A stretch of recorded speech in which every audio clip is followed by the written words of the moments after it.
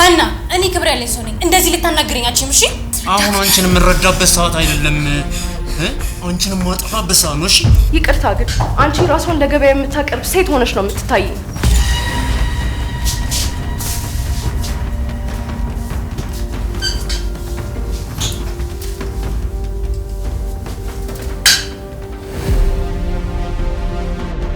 ምን አስበህ ነው ሚላልን የድርጅቱ ፈራሚ ያደረካት ቆይ ይሄንን ገና ሌላ ሰው አቅፎት እየተኛ ነው በየማሰብ በጣም ነው የከበደኝ እኔስ በሌላ ሰው መታቀፍ ፈልጎ ይመስላል